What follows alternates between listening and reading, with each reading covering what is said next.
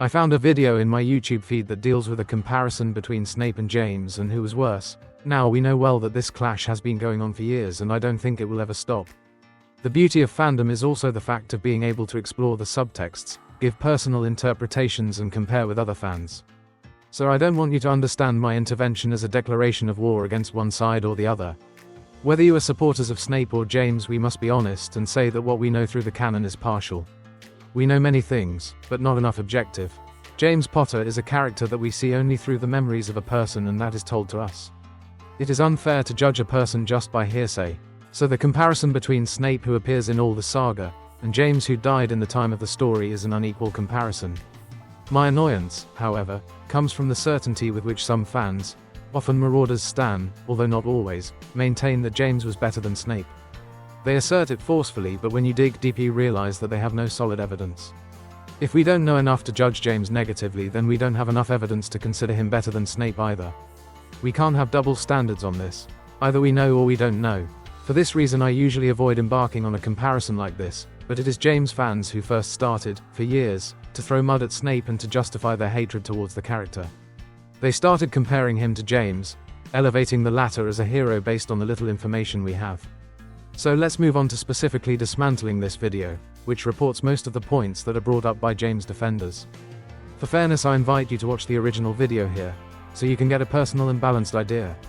The first point brought up in the video is this. It's true that James bullied Snape when they were kids, which wasn't right, but Snape took part in this rivalry as well, oftentimes going after James, but people just conveniently forget that. I would like to point out that the first part, absolutely correct, which admits that James bullied Severus, admitting that this was wrong, is followed by a "but as big as a house." Bullying is always wrong. It doesn't matter if the victim is a good person or not. I've already discussed this point other times, but I will never tire of repeating it. If you think that bullying is less serious because the victim is someone you don't like, then you are blaming the victim.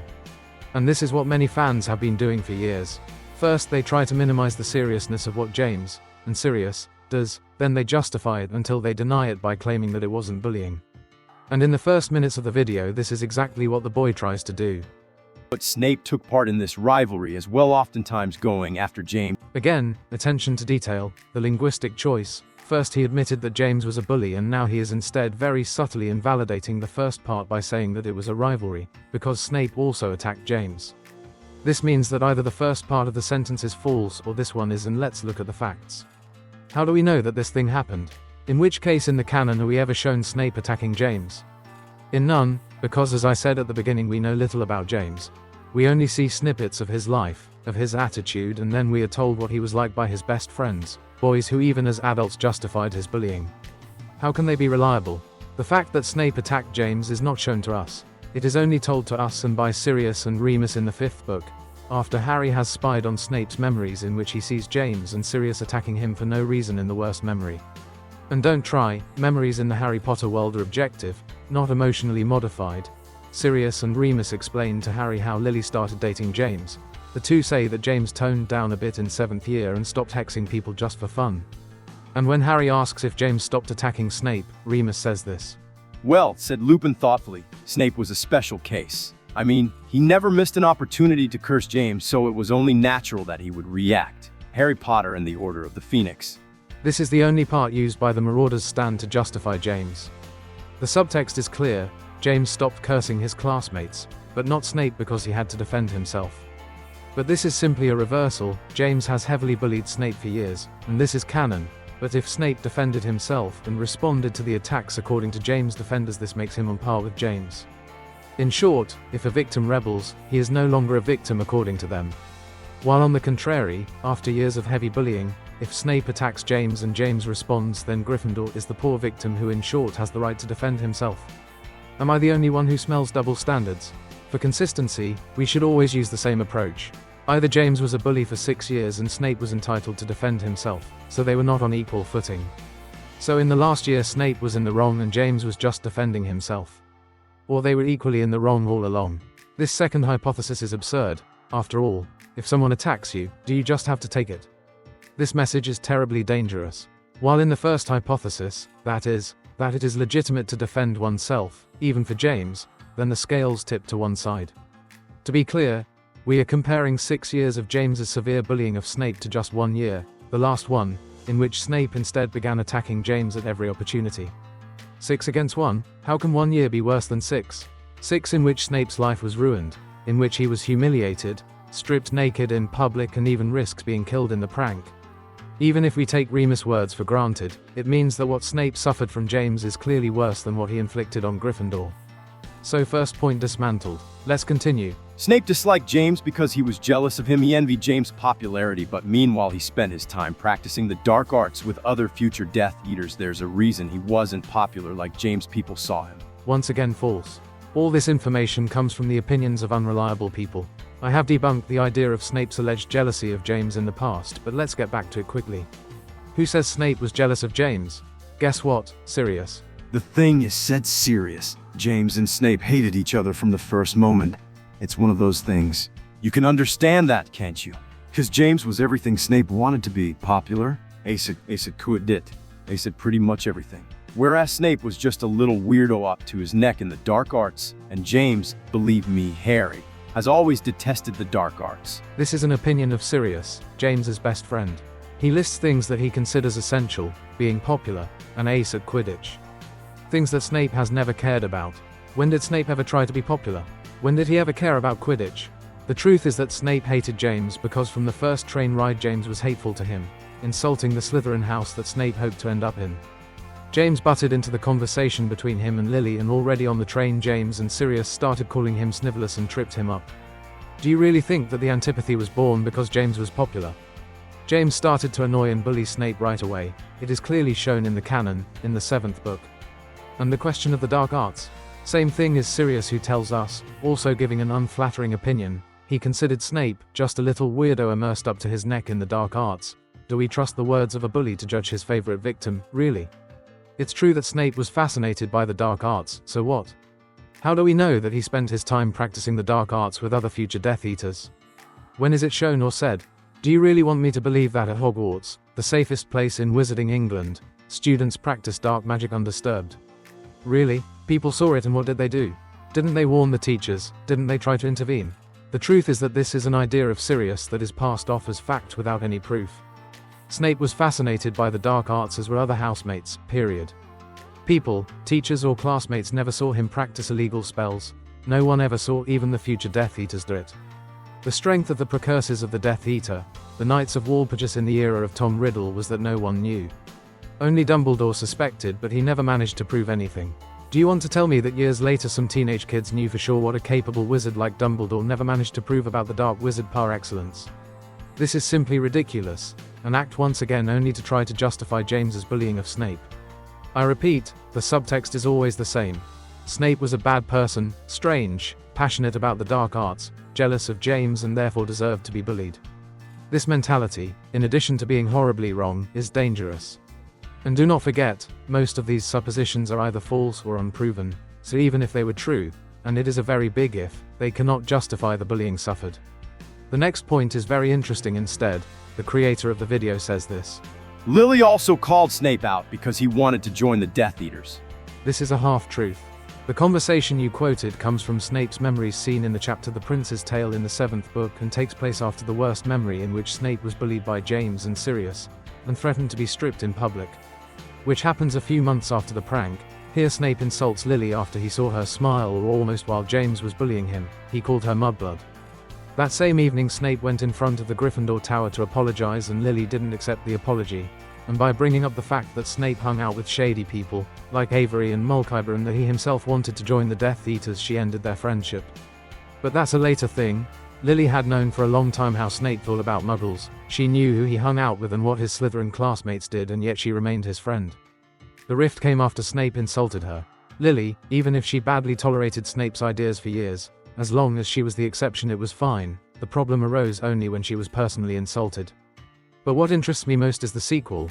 The boy in the video says that Snape did not change his mind even to save his friendship with Lily. I quote, Can you, which for Snape is more damning than anything else I can think of. Thinking about this, the person whose opinion he valued more than anybody else saw him as a bad person, and he still didn't try to change.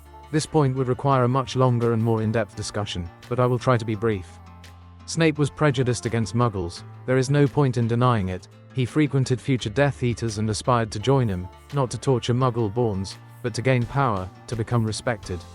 Something he never experienced. The same good guys, who were supposed to represent good marginalized, mocked, humiliated, bullied him and were never really stopped. Snape had no one but the future Death Eaters to welcome him. Lily, his best friend, in all these years, even with the authority of prefect, has never managed to stop the bullying or protect him properly. From his point of view, Snape's distorted one, the Death Eaters were the only way to gain respect. Statements by the author. So the idea of changing sides, of joining the good guys who humiliated or marginalized him didn't make sense.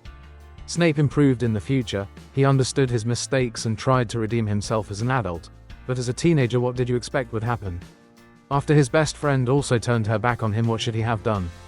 Improve in what way? Marginalizing himself even more from the only ones who accepted and appreciated him. I understand what the video is saying. If Snape loved Lily so much, he should have changed for her, but in the real world it doesn't work like that. If you change just to please someone, the change is not genuine but only superficial. It's a very manipulative attitude. Real change must come from within, it must be desired by the person who implements it, not be performative. Snape will change, even if it will be many years later, precisely because he will understand his mistakes. But as a teenager he lives that separation as something definitive, so much so that he no longer gets close to Lily, respects the girl's wishes and leaves her alone. On the contrary, James does the opposite, he pesters her for years, threatens her so that she agrees to go out with him. He bullies his best friend as a moral leaver, lies to her, and in the last year he shows himself changed to go out with her. As I said before, this is a superficial change, since we know that James continues to attack Snape in the last year without telling Lily. James has never apologized, he has never understood his mistakes. If there has been a change in his not cursing his classmates for fun, it was precisely in function of Lily. This distorted idea that changing for the girl you like is a romantic sign is problematic. You don't have to show that you've changed for the person you like, you have to change to become a better person for yourself first, and this must happen for a personal desire that cannot have any exceptions. If James continues to attack Snape, then he hasn't understood his mistakes, he has only learned to hide them. If he had really matured, he wouldn't have hidden it from Lily. If he had really been the victim in his last year, he could have told Lily, and instead he doesn't. Shortly after, the boy in the video confidently states that James has changed since in his last year Dumbledore makes him head boy. And this simply doesn't make sense. Why should Dumbledore's judgment be a moral compass to judge James? I don't know if you realize this, but every time someone tries to show how good a person James was, you have to go on trust with weak assumptions. Lily started dating him, so he got better. Dumbledore made him head boy, so he matured. Lily married him, so he was good. These are all assumptions with big gaps. Dumbledore also gave Remus the prefect badge in the hopes that he would keep his friends at bay, and we saw how that went. It didn't help.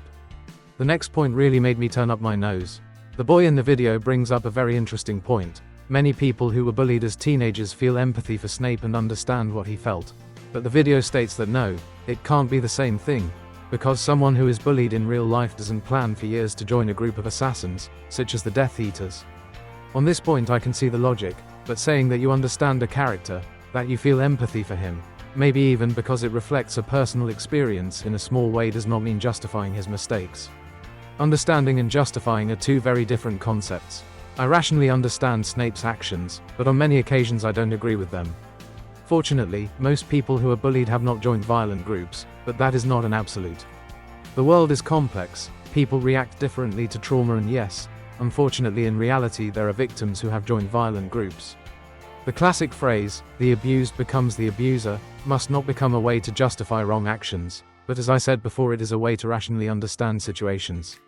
Bullying someone, even a bad person, is never justifiable for this reason too. What you trigger in the victim is a sense of helplessness and anger. Feelings that in the worst case can lead a person down dangerous paths. Those who understand this understand how strong she was when she was young, how difficult it was to remain a good person. The saga teaches us clearly, you have to choose between what is right and what is easy.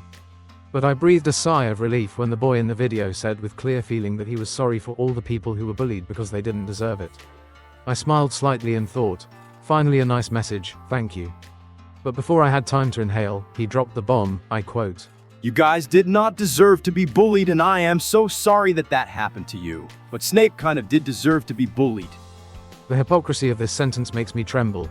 He clearly said that Snape deserved to be bullied. I'll repeat it clearly, no one deserves to be bullied. If you justify bullying, you are mentally a bully. The reason why he then justifies bullying is somewhere between absurd and exasperating, once again falsehood. Snape himself was a bully.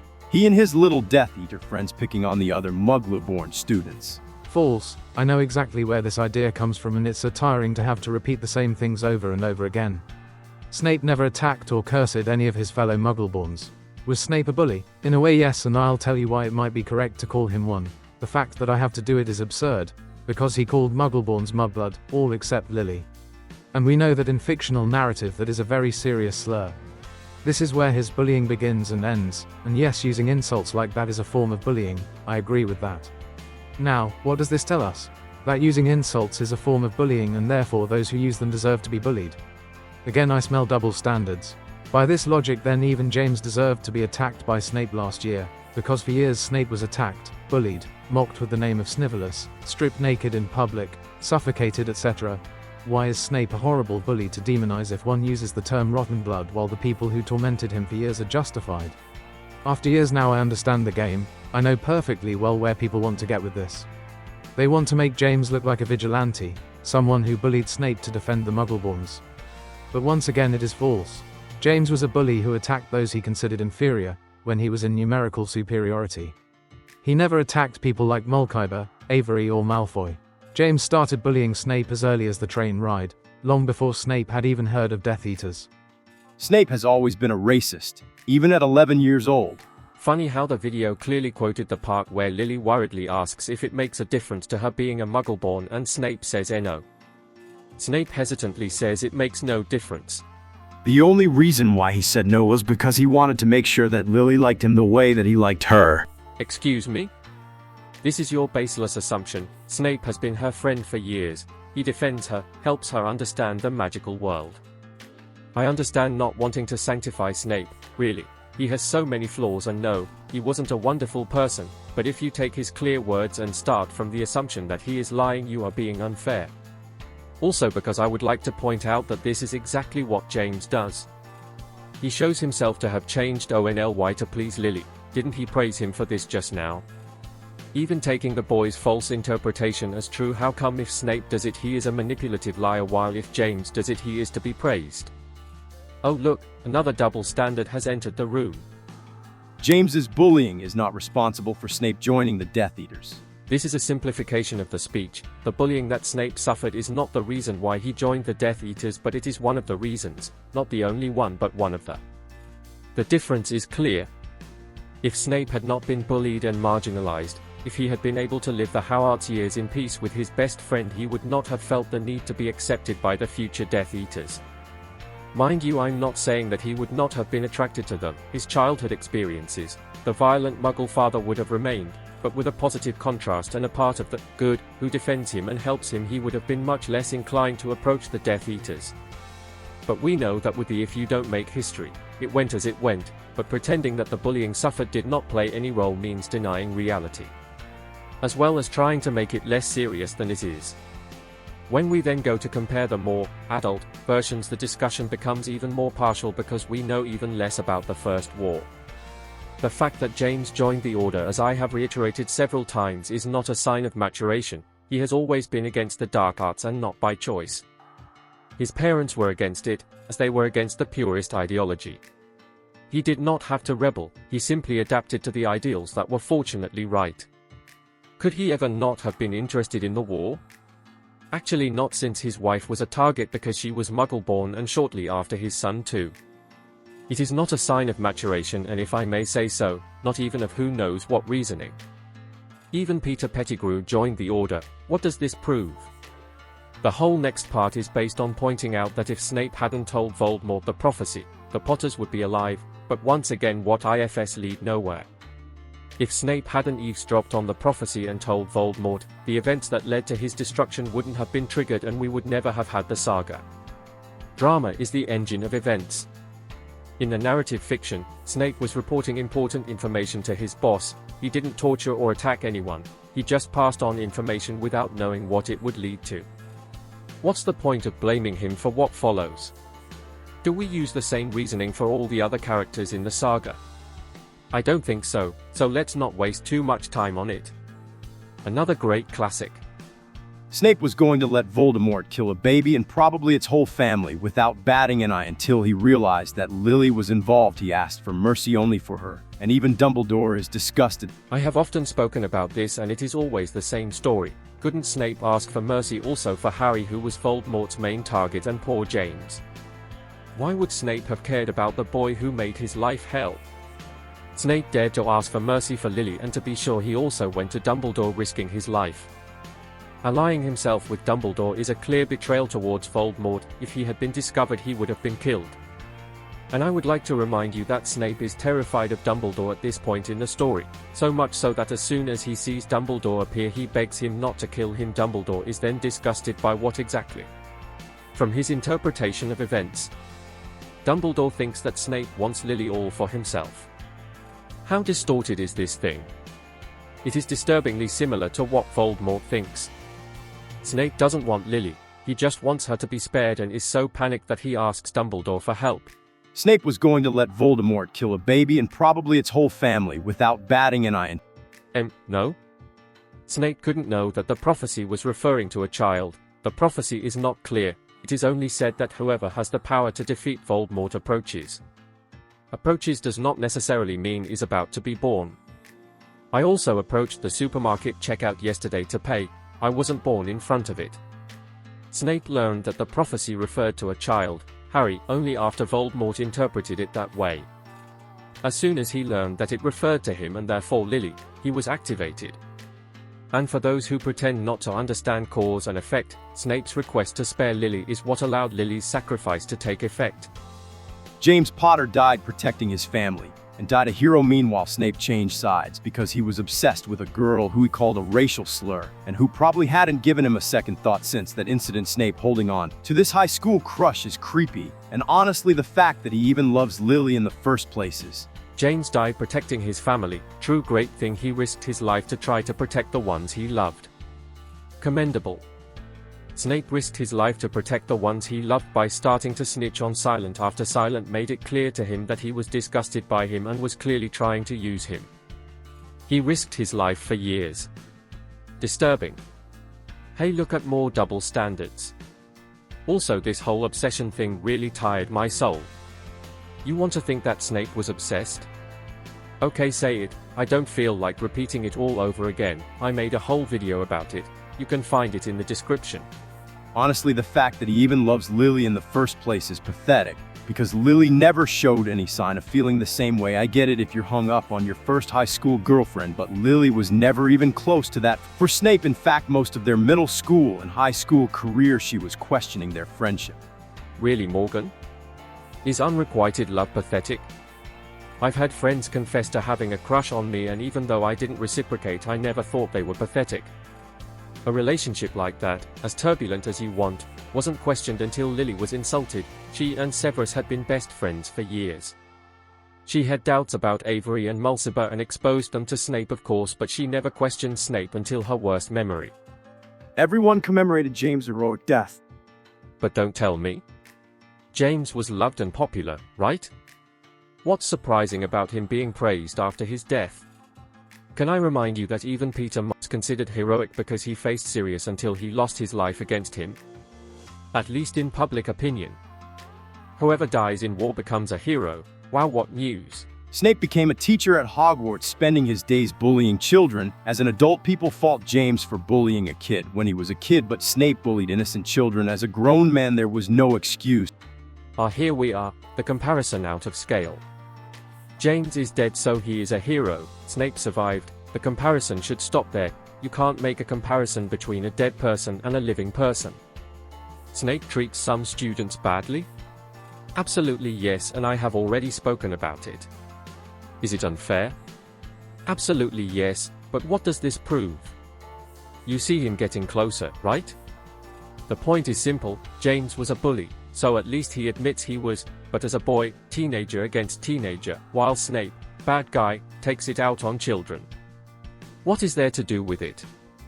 First James is a bully, then he isn't, then in reality it's a rivalry, then he still was, but he matured and Snape still deserved it, and the thesis changes again. James was a bully but less serious because he took it out on those his own age. All aimed at downplaying James's faults.